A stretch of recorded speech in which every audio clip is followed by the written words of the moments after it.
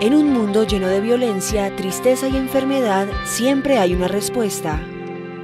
Clama a mí y yo te responderé, dice el Creador.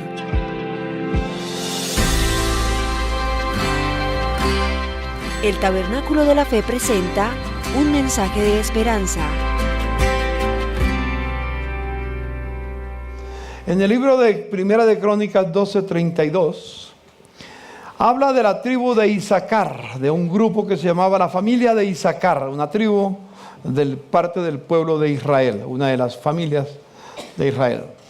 Y dice, de Isaacar había 200 jefes y todos sus parientes bajo sus órdenes. Eran hombres expertos en el conocimiento de los tiempos, que sabían lo que Israel tenía que hacer. Y esa en la versión Reina Valera, que es la que espero que podamos mirar. No les puse Reina Valera, pero la Reina Valera dice, y su palabra era creída por todo el pueblo de Israel.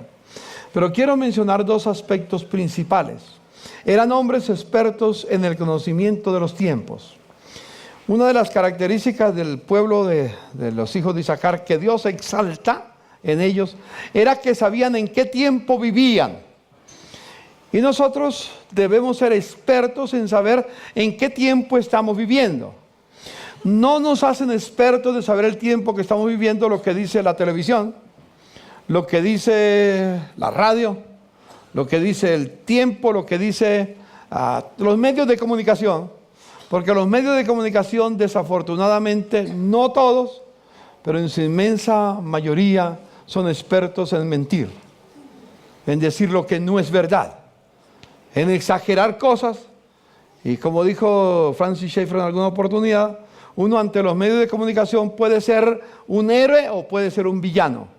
Depende de donde le ponga la cámara. Así depende del ángulo que le tomen. Será un experto o un impío, ¿sí? Entonces los medios de comunicación, que son buenos, desafortunadamente están manejados por intereses que están contrarios a los principios y valores del reino de Dios. Por eso hicimos la convocatoria, el encuentro de liderazgo, para escuchar de los que están trabajando directamente en el problema, que nos dejen entender, que nos hagan entender, que nos muestren un panorama realmente de la situación que estamos viviendo. Creo que con los conferencistas que tuvimos un amplio panorama, no exhausto, pero por lo menos muy concreto, de saber en qué tiempo vivimos. Y es necesario, el pueblo de Dios debe saber en qué tiempo vive. Debe saber hacia dónde se enruta el tren en el que está viajando. Hacia dónde lo va a llevar el avión en que está subido. Si va realmente al rumbo, a la meta, al lugar donde queremos ir, o estamos siendo llevados de otros quieren llevarnos. Por eso es muy importante entender los hijos de Isaacar. Sabían en qué tiempo vivían. Y Dios lo exalta. El pueblo de Dios debe saber en qué tiempo vive. Y esa ha sido nuestra intención con el encuentro de liderazgo y lo que hemos estado trabajando en estos días. Pero no solamente los hijos de Isaacar sabían en qué tiempo vivían, no solamente sabían y no se quedaron cruzados de brazos, porque podemos saber en qué tiempo vivimos y nos quedamos cruzados de brazos y no hacemos nada. Dice la Escritura que ellos sabían no solamente los tiempos en que vivían, sino sabían cómo debíamos de actuar, cómo el pueblo de Israel debía de actuar. Y esa es la intención. Esperamos que nosotros no solamente sepamos los tiempos que vivimos, sino que entendamos lo que tenemos que hacer, no solamente cruzarnos de brazos.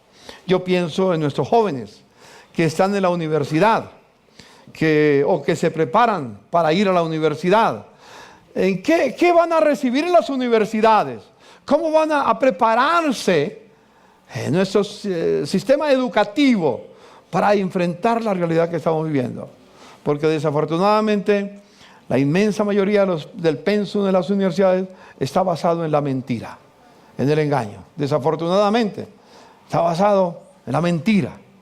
Entonces, pero tienen que ir a estudiar, tienen que prepararse, pero deben prepararse con los principios que Dios ha establecido en su palabra. Y yo quiero que los jóvenes realmente tomen en cuenta esto y no ignoren el mundo que vivimos, porque los jóvenes tenemos la tendencia, cuando uno es joven, en tomarla deportivamente. Comamos y bebamos, que mañana moriremos. Al fin y al cabo esto se va a acabar. Tristemente es el pensamiento de la juventud siempre. Siempre. Hace 60 años conmigo fue igual. O sea, a mí no me preocupaba mucho, aunque sí me preocupó porque vivía una situación difícil. Vivía en el tiempo de la guerrilla y estaba la muerte a la vuelta de la esquina. Estaba golpeándonos en la puerta permanentemente y tenía que despertarme, no porque quería, sino porque tenía que hacerlo si quería seguir viviendo. Esa es la intención de lo que hemos tenido con el encuentro de liderazgo que tuvimos. Y hoy quiero, hermanos, basado en este aspecto de saber qué tiempos vivimos y qué debemos hacer, quiero ahondar en un punto que me parece importante.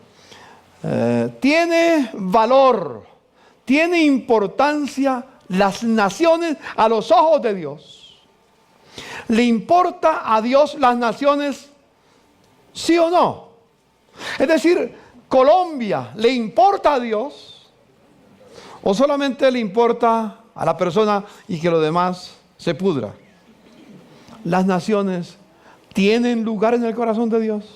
Es una pregunta que tenemos que hacernos. Normalmente uno se preocupa por mi vida, por lo mío, por lo que está alrededor, pero no nos preocupamos por el resto.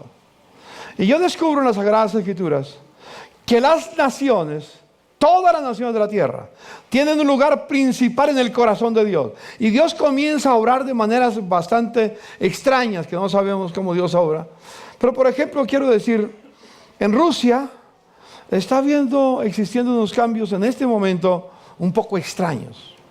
Y creo que se debe en Rusia a la acción de los redimidos por la sangre de Jesucristo, que no han dejado de orar por esa nación, que en un momento se pensaba que era la nación más poderosa de la tierra, e iba a invadir la tierra, y todo el mundo caería bajo el peso del peso ruso, del coloso ruso, del comunismo, de la izquierda, como quiera llamar. No es un asunto de política, simplemente de ideología, de esa ideología. Se declararon enemigos del cristianismo. Se declaró prácticamente un estado ateo en su praxis. Si no en la constitución, en la práctica sí. Se negaba a Dios, se negaba a la Biblia, se negaba la existencia del cristianismo. Se hablaba de que el cristianismo era el opio de los pueblos. Esa palabra todavía sigue sonando. Es que los cristianos son el opio de las naciones. Así nos calificaron en Rusia. Sorpresa. Sorpresa, sorpresa, sorpresa. En el mes de octubre, si Dios lo permite, invitado por la Asociación Billy Graham, que ha hecho un nexo con Rusia, invitado por el presidente Putin, la máxima autoridad de Rusia, ha invitado a líderes cristianos de toda la tierra para examinar las persecuciones que hay contra los cristianos en África, en el Medio Oriente, en Asia, y cómo establecer una estrategia para defender al pueblo cristiano. Eso es sorprendente. Eso es único. La verdad, tremendo. Hace 10 años no se pensaba eso. Hace 5 años no se pensaba eso. Hoy es una realidad. Dios escucha la oración de su pueblo por sus naciones. Y espero que nosotros entendamos el lugar que Colombia tiene en el corazón de Dios. Déjeme decirle, Colombia está tan enraigada en el corazón de Dios que permitió que un hombre que no conocía la fe cristiana como nosotros la conocemos, yo no conocí su vida, no sé, hace años, fuera autor de un himno que lo cantamos todos los días, lo escuchamos a las 6 de la mañana, a las 6 de la tarde, a las 12 de la noche, que se canta en todos los eventos sociales del gobierno, de las industrias, de todas partes. Vez tras vez, no sé cuántas veces en Colombia se oirá esa canción, ese himno, tal vez miles de veces en distintos lugares, por años, no para. Cesó la horrible noche. ¿Se acuerdan del resto? La libertad sublime. Derrama las auroras de su invencible luz. La humanidad entera que entre cadenas gime. Comprende las palabras del que murió en la cruz. Colombia no será libre, está profetizado ya. Basado en la escritura. No sé si este señor conocía las escrituras o no, pero Dios lo utilizó para dejar una palabra en un himno que lo deben entonar con alegría todos los que aman a Colombia. Si alguien no cree lo que el himno dice, no es un patriota, no ama a Colombia y no merece vivir en Colombia. Merecería irse para cualquier parte de la tierra, pero menos vivir en Colombia, si no honra la nación en que vivimos, entendiendo el valor del himno que cantamos. No se romperán las cadenas de opresión, no se romperán las cadenas de corrupción, no se romperán las cadenas de maldad e iniquidad en nuestra nación, del crimen, de la violencia, del odio. No se romperán hasta que no entendamos las palabras del que murió en la cruz. Solo esas palabras nos hacen libres. Jesús dijo: conoceréis la verdad y la verdad os hará libres. Libres. Qué hermoso es nuestro himno. ¿Cómo debemos decirle, Señor, gracias? Porque aunque ese pueblo en esa época no tenía la Biblia, por lo menos tuvo el mensaje central para cantarlo, para hacerlo parte integral de nuestra nación. Y yo quiero decir con eso, como una muestra, hablemos de Colombia. Colombia está en el corazón de Dios.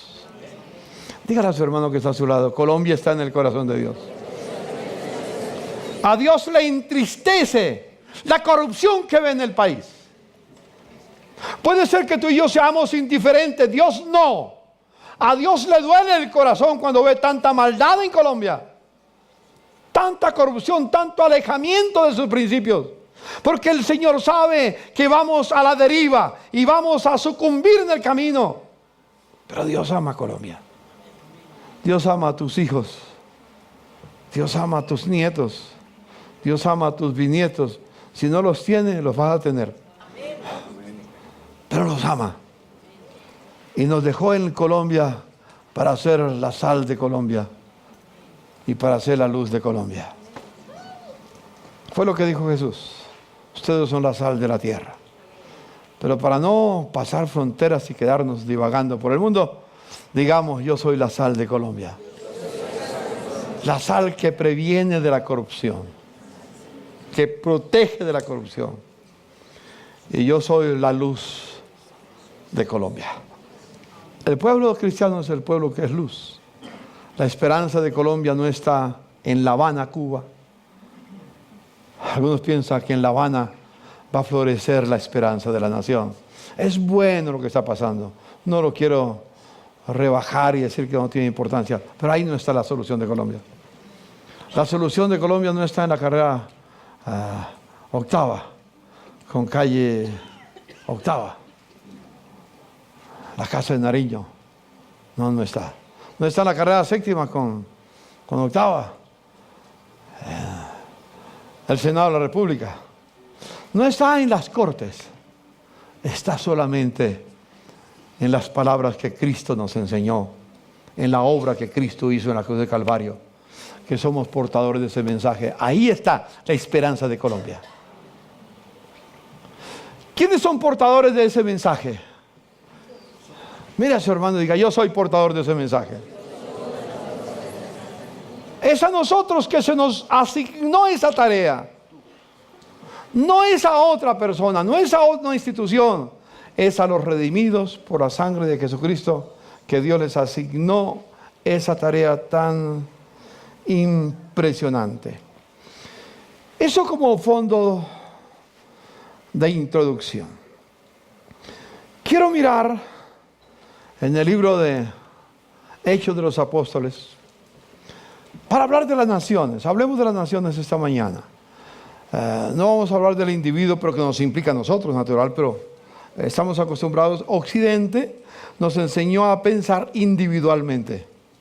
La Biblia no es un libro escrito, las sociedades antiguas no eran individuales, eran colectivas, el grupo. Por eso habla de naciones y pueblos. El Dios que hizo el mundo y todo lo que hay en él es Señor del cielo y de la tierra, léase de las naciones. No vive en templos construidos por hombres, ni se deja servir por manos humanas, como si necesitara de algo. Por el contrario, Él es quien da a todos la vida, el aliento y todas las cosas. De un solo hombre hizo todas, ¿qué? Hizo todas las naciones. ¿Quién formó las naciones? Dios. A través del ser humano, a través de los errores o aciertos del ser humano, Dios ha creado las naciones. Colombia es una nación que en la sabiduría divina Dios quiso que tuviera fronteras. En el norte, en el sur, oriente, occidente.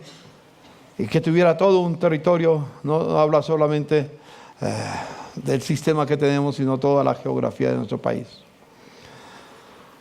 Para que habitaran toda la tierra, y determinó los periodos de su historia y las fronteras de su territorio. Habla directamente de las naciones. Esto lo hizo Dios para que todos lo busquen y aunque sea a tientas lo encuentren. En verdad, Él no está lejos de ninguno de nosotros.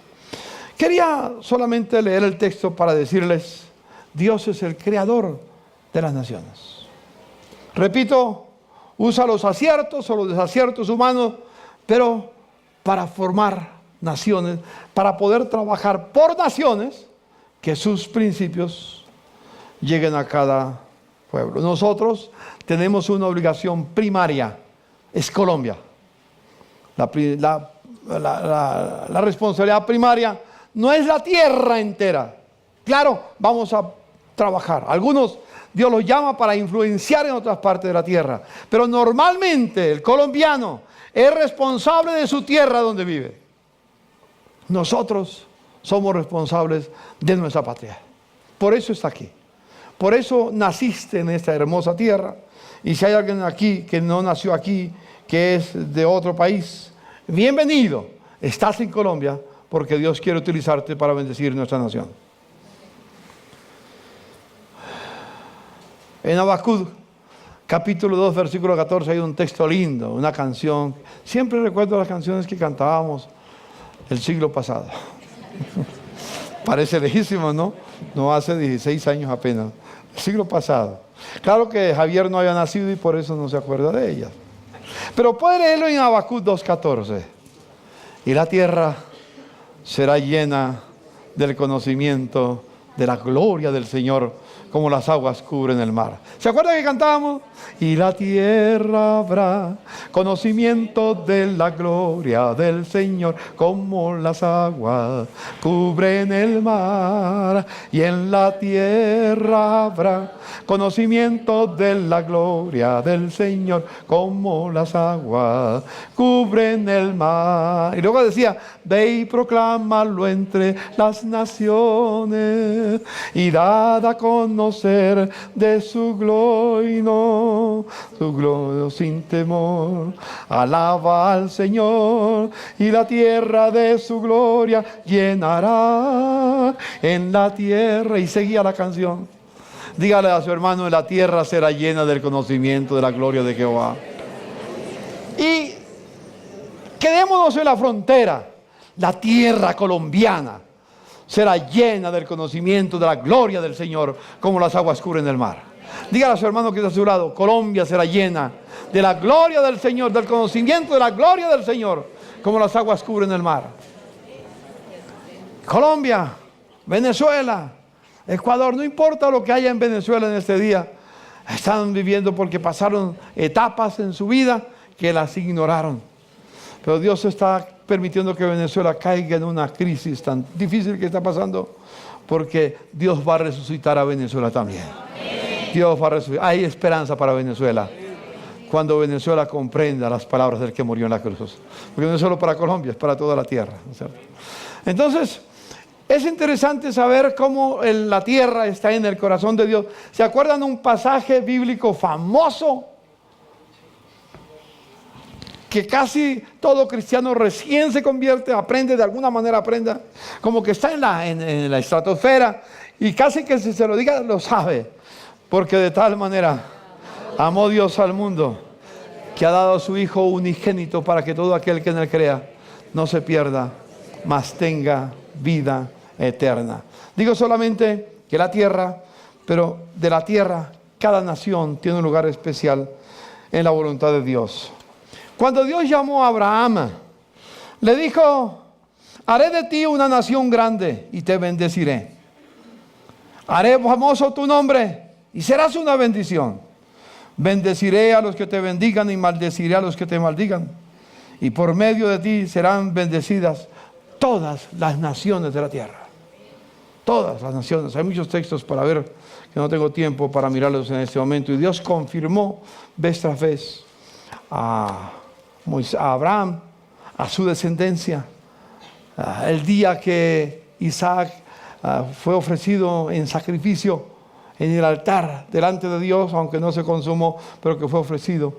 Ahí en el capítulo 22 de Génesis, Dios confirmó a Abraham diciéndole: por cuanto no me negaste tu hijo único, en tu simiente serán benditas todas las naciones de la tierra. Es impresionante lo que encontramos en la palabra del Señor.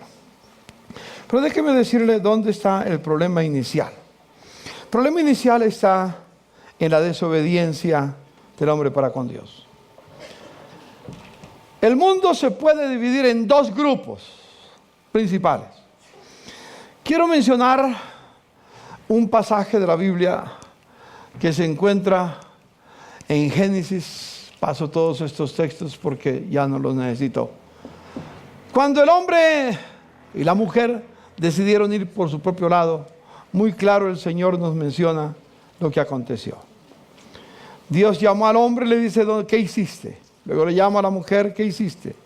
Y luego entonces dice el Señor a la serpiente, que representa a Satanás.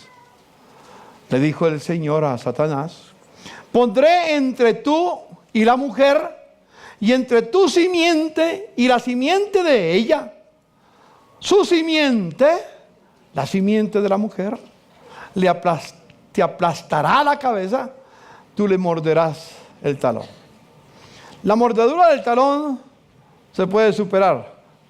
Que la cabeza sea aplastada es no difícil. Se acabó. Que póngale la cabeza a un camión para que pase por encima de su cabeza. ¿Qué pasará? Hasta ahí llegó. Si le pone un pie, el resto del cuerpo queda bien. Dios está diciendo simplemente: Dios tiene un plan para eliminar el poder satánico en la tierra. La simiente. Hay dos simientes en la raza humana: la simiente de Satanás y la simiente de Jesús. Es lo que significa este pasaje. Los que estudian en la escuela de formación bíblica ahondan en este tema. Este no es una clase de la escuela de formación bíblica. Por lo menos es un mensaje para dar a entender esto. Hay dos simientes en la tierra: la simiente que obedece a Satanás y la simiente que obedece a Jesús. Los que obedecen a Jesús son llamados discípulos. Discípulos, son la iglesia del Señor, son los discípulos del Señor. Los que pertenecen a la simiente de Satanás son los que han rechazado a Jesús. En otras palabras, en el pueblo están solamente los que aman a Jesús y los que no aman a Jesús. Y yo le hago una pregunta sencilla: ¿a cuál de los dos pueblos pertenece? Somos de la generación que amamos a Jesús. Pertenecemos a la simiente de la mujer. Como dice en Gálatas 5:8 y 5:12, 3:8 y 3:12, somos de la simiente de Cristo. El mundo está dividido en esos dos grupos. Y Dios ha puesto entonces a la iglesia para que sea bendición de la tierra. Miren lo que dice la Escritura de los que aman o los que están en la simiente de la serpiente. Es decir, los que no obedecen o los que no aman a Dios. Dice en Juan capítulo 8, en una discusión, un diálogo, no diálogo, una conversación que Jesús tenía con los líderes religiosos de la época, los líderes que dominaban la tierra y los que vivían en esa época. Le dice, si Dios fuera su Padre, les contestó Jesús, ustedes me amarían. Si Dios es nuestro Padre, ¿a quién amamos? Hay mucha gente que dice Dios es mi Padre, pero no ama a Jesús. Mentira. Engaño. Si no ama a Jesús, no es del Padre. Jesús lo dijo. Dice, ustedes me amarían, dijo Jesús, si su Padre fuera Dios. Porque yo he venido de Dios, y aunque me tienen, no he venido por mi propia cuenta, sino que Él, mi Padre, me envió. Porque no entienden mi modo de hablar. ¿Por qué no pueden aceptar mi palabra? Ustedes son, ¿de quién? De su padre, el diablo. ¿Quiénes son hijos del diablo? Los que no aman a Jesús. Claro. No importa quién sea, no importa los títulos que tenga. No importa el dinero que tenga, la posición que tenga. Si no ama de Dios, si no ama a Jesús, es del diablo. No son mis palabras. No es mi revelación. Son palabras de Jesús. No sé si ustedes creen las palabras de Jesús. Yo creo las palabras de Jesús. Ustedes son de su padre el diablo, cuyos deseos quieren cumplir. Desde el principio, este ha sido un asesino y no se mantiene en la verdad porque no hay verdad en él. Cuando miente, expresa su propia naturaleza porque es un mentiroso y él es el padre de la mentira. ¿Cómo podemos esperar una sociedad que se fundamente en la verdad si no ama a Jesús? ¿Me explico? Por eso mi hermano César Vidal nos hablaba que uno de los pilares es la verdad. Es la verdad. Y Jesús dijo, recuerden, yo soy el camino, la verdad y la vida. Nadie viene al Padre si no es por mí.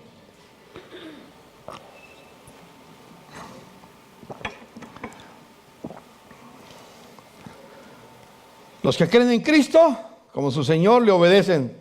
Los que no creen en Cristo son hijos de otro, tienen otra simiente en su vida. Por eso en el Salmo 2 hay una promesa muy linda. Pero antes de leer el Salmo 2, yo quiero leer una referencia que hace el Nuevo Testamento del Salmo 2. Al quedar libres de la cárcel, que estaban Pedro y Juan, volvieron a los suyos y les relataron todo lo que les habían dicho los jefes de los sacerdotes y los ancianos. Cuando lo oyeron, alzaron unánimes la voz en oración, diciendo, soberano Señor, creador del cielo, del mar, de la tierra, del mar y todo lo que hay en ellos, tú por medio del Espíritu Santo dijiste de labios a nuestro padre David, tu siervo, ¿por qué se sublevan las naciones y en vano conspiran los pueblos? Los reyes de la tierra se rebelan y los gobernantes se confabulan contra el Señor y contra su ungido. En efecto, en esa ciudad se reunieron Herodes, Poncio Pilato con los gentiles y con el pueblo de Israel contra su santo siervo Jesús, a quien ungiste para hacer lo que de antemano tu poder y tu voluntad habían determinado que sucediera. Dios determinó desde la eternidad que iba a hacerle una oferta a su Hijo Jesús. Y está en el Salmo 2. Esta es referencia al Salmo 2. Leamos el Salmo 2. ¿Por qué se sublevan las naciones y en vano conspiran los pueblos? Los reyes de la tierra se rebelan, los gobernantes se confabulan contra él, contra Dios, contra su ungido, contra Jesús. Y dicen, hagamos pedazos sus cadenas, librémonos de su yugo. Pero el Rey de los cielos se ríe, el Señor se burla de ellos. En su enojo los reprende y en su furor los intimida y dice, he establecido a mi Rey. ¿Quién es el Rey? Dígale a su hermano, ¿quién es el Rey? Digamos todos, el Rey es Jesús. Amén. Esa es la promesa que está ahí. He establecido a mi Rey sobre Sión, mi santo monte. Yo proclamaré el decreto del Señor. Tú eres mi hijo, le dice el Padre a Jesús. Me ha dicho, hoy mismo te he engendrado, pídeme. ¿Y qué dice? Como herencia te daré las naciones.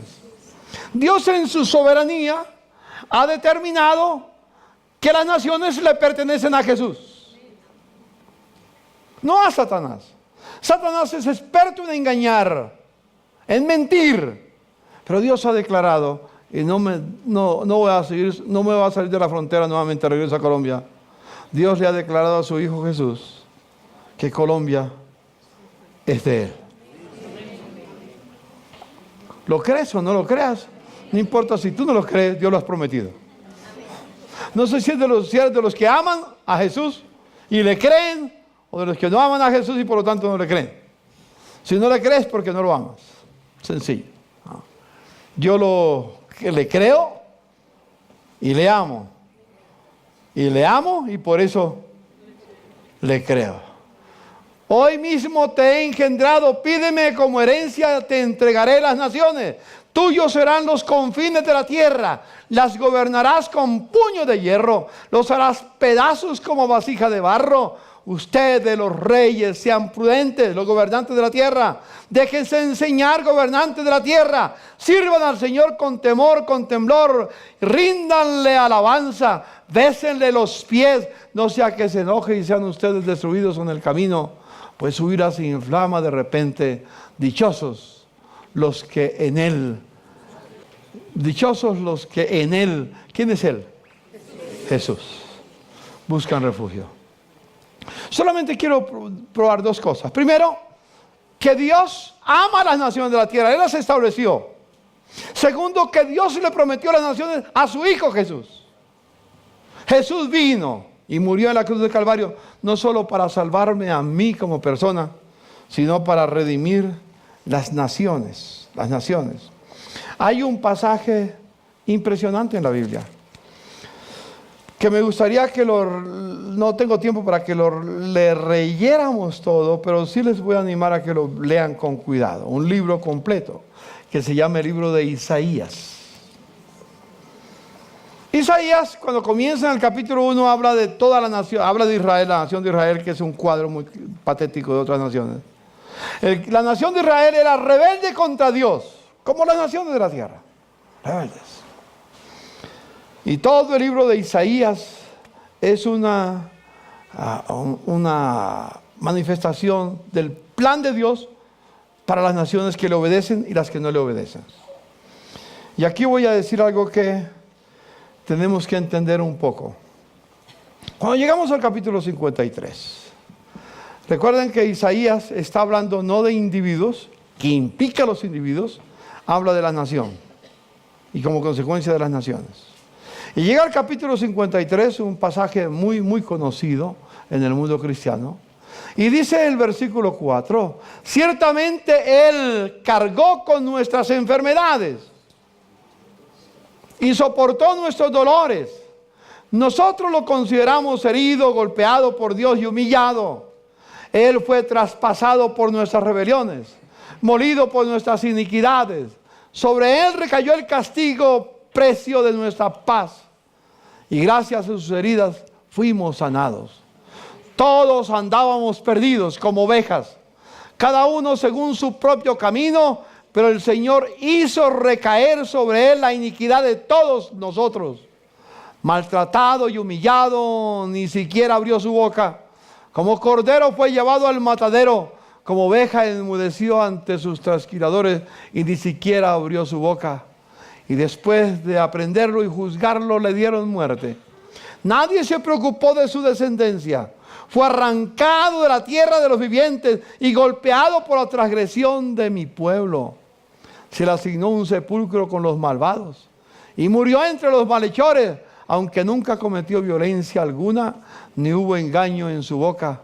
Pero el Señor quiso quebrantarlo y hacerlo sufrir, y como Él ofreció su vida en expiación verá su descendencia y prolongará sus días, y llevará a cabo la voluntad del Señor.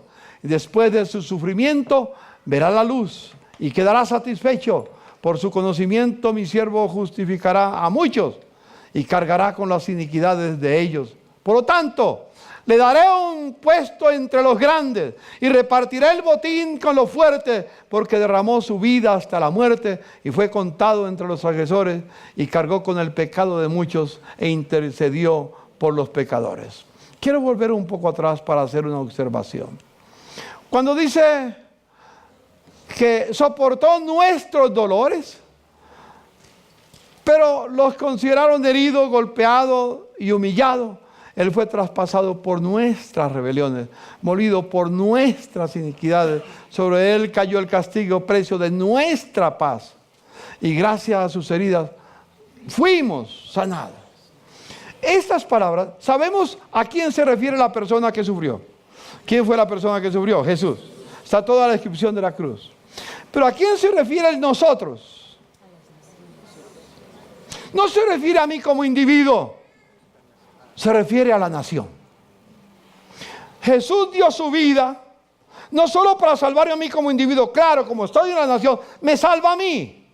Pero junto con salvarme a mí, Dios provee una redención para toda la nación. Y podemos decir sencillamente, Él fue traspasado por las rebeliones de Colombia. Él fue molido por las iniquidades de Colombia. Sobre Jesús recayó el castigo, precio de la paz de Colombia. Y gracias a las heridas de Cristo, Colombia tiene esperanza de ser sana. Dígale a su hermano, Colombia, por las heridas de Cristo, tiene esperanza de ser sano. Por eso el himno es muy importante, el himno nuestro. Hasta que no comprendamos la obra de Cristo en la cruz del Calvario, no habrá esperanza.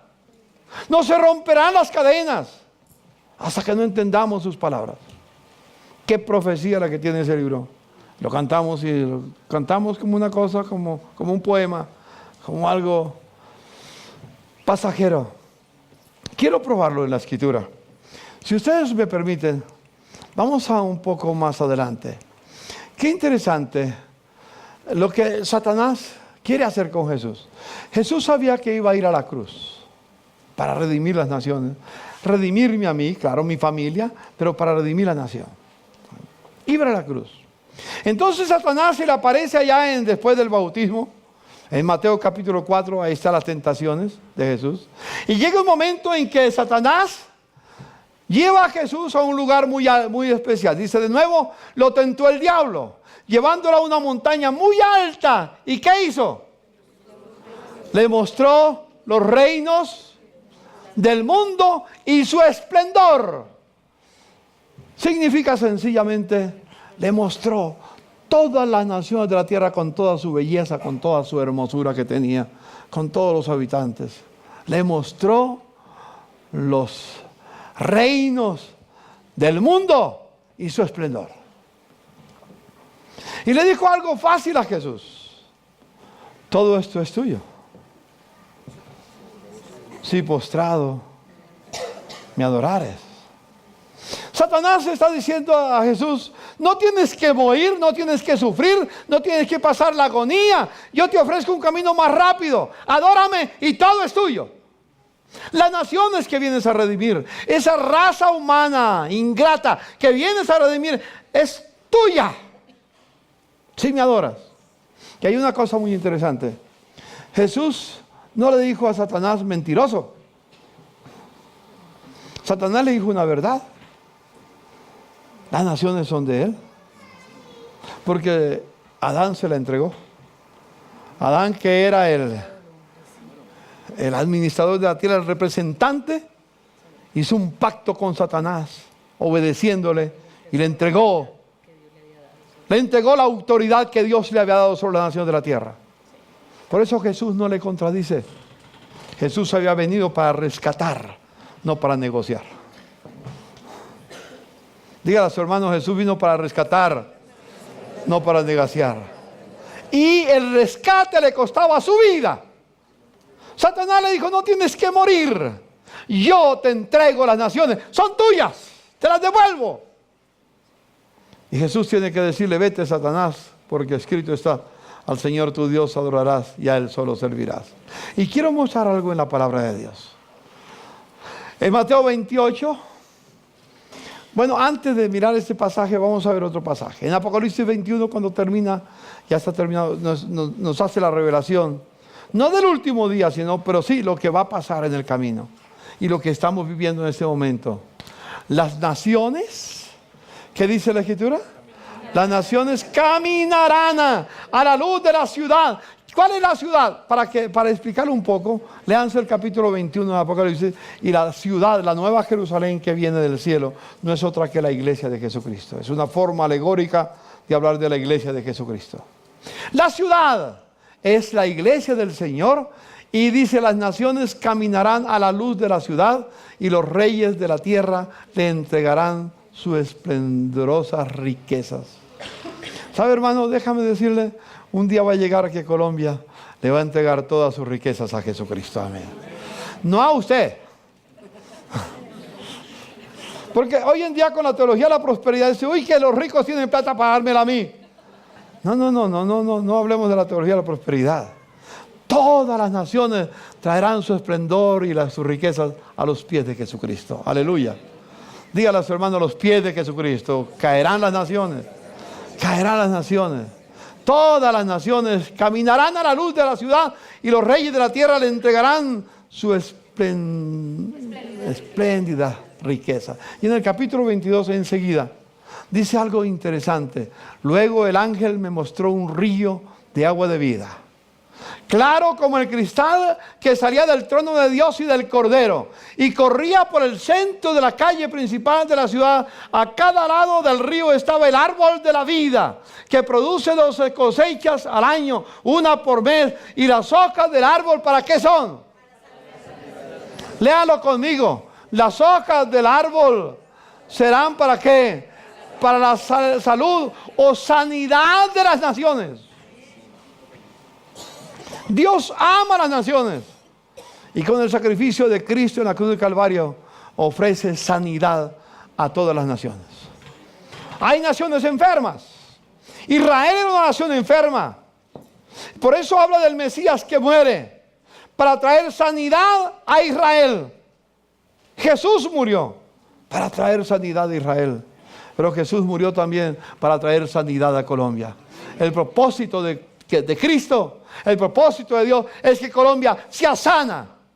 Dígale a su hermano, yo sé que ustedes no lo creen mucho, yo sí lo creo, por eso yo creo que si lo creyeran saltaban de alegría y brincaban de gozo. ¿Cuántos quieren ver a Colombia sana, libre, llena de la gloria del Señor? Sana, una Colombia sana, la necesitamos.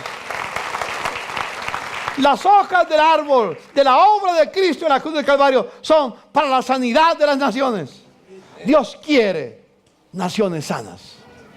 Dios quiere que Colombia sea una nación sana, porque Colombia está en el corazón de Dios.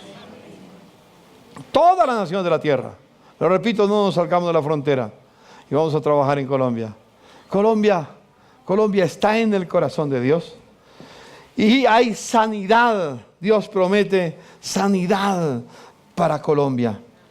Y ahora sí, en el capítulo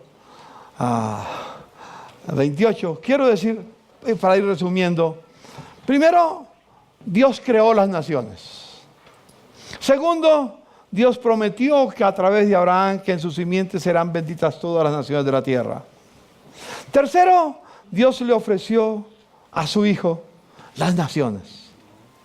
Cuarto, Cristo murió para rescatar no solo mi alma, la nación también. Toda la nación. Y luego, Dios quiere que las naciones, nos revela que Dios quiere que las naciones sean sanas. Dios quiere que Colombia sea sana y que Colombia andará a la luz de los redimidos por la sangre de Jesucristo. Aleluya. Y será una Colombia sana. Qué lindo, yo sueño el día en que mi descendencia, mis hijos, Juan Carlos, ¿sueñas en los días en que Luciano viva en una nación que trae su esplendor a Jesucristo? ¿Lo sueñas? Dígamelo bien. Amén, pero duro, póngase y salte, hermano. Yo quiero, sueño, ya mis hijos están grandes, espero que logren saborear esto, pero yo sueño en que mis nietos desarrollen su vida en una nación sana. Quiero que mis bisnietos crezcan en una nación saludable, no enferma como la encontramos hoy. Colombia hoy es una nación enferma, pero Cristo tiene sanidad para Colombia. Y yo voy a trabajar para que las próximas generaciones vivan en una nación sana, en el nombre del Señor. Una nación sana. Entonces Jesús, antes de ir al cielo, hizo una declaración. Le dijo a los discípulos: se me ha concedido toda autoridad en el cielo y en la tierra. Yo soy la máxima autoridad del universo. El Padre, dice en Filipenses, le dio a Jesús un nombre que es sobre todo nombre, para que en el nombre de Jesús se doble toda rodilla a los que están en los cielos, en la tierra y debajo de la tierra, y toda lengua confiese que Jesucristo es el Señor. Le dijo al Señor que se le ha dado toda autoridad en el cielo y en la tierra. Por tanto, le dice a sus discípulos, le dice a su iglesia: vayan y hagan discípulos de y a todas las naciones. Déjeme traducir la literalidad del pasaje. Uno tiene que traducirlo literalmente, que es el problema de muchos traductores. Lo que significa el pasaje es esto: vayan y hagan de las naciones mis discípulas. ¿Qué quiere el Señor que sean las naciones? ¿Discípulas de quién? De Jesús. Es decir, que sigan las huellas de lo que Jesús enseñó. Vayan y hagan de las naciones mis discípulas. Y implica: y hagan discípulos en las naciones. Las dos cosas. Esta nación ha de ser fortalecida, formada con la justicia, con el valor del trabajo. Estoy repitiendo las palabras de César Vidal. Con la educación basada en la verdad. Con la verdad y con la familia. Como mínimo 5 pilares que va a ser formada nuestra nación. Esto significa el encuentro de liderazgo. Ustedes son líderes. Dígale a su hermano: yo soy líder. Somos líderes todos. Y Dios nos ha dado a los líderes de la iglesia, a los discípulos del Señor, una encomienda: hagan de las naciones mis discípulas y discípulos en las naciones, enseñándoles que obedezcan todo lo que les he mandado. Y termina diciendo: y aquí estoy con vosotros todos los días hasta el fin del mundo. En otras palabras, resumiendo la última parte, el Padre le entregó las naciones a su Hijo Jesús. Y su Hijo Jesús nos dio la tarea de conquistar las naciones para Jesucristo. ¿Me comunico, hermanos? El Padre le entregó a su Hijo las naciones. Y luego su Hijo, a su iglesia, le entregó la comisión de conquistar las naciones para Jesucristo. Por eso hicimos la cumbre de liderazgo. Por eso invitamos a las personas que invitamos. Querían que nos dijéramos dónde estamos, porque hay un gran desafío. Esta nación le pertenece al Señor. Y vamos a trabajar, no descansaremos hasta que esta nación caiga rendida a los pies de Jesucristo. La Corte Suprema de Justicia, la Corte Constitucional, el presidente, cualquiera que sea el Ejecutivo, los ministros del Congreso de la República, los empresarios, todas las fuerzas militares, todos entenderán que Jesucristo es el Señor, para gloria de Dios Padre. Cuando se entienda eso, Colombia será libre en el nombre del Señor. Dale un aplauso al Señor. Colombia será libre.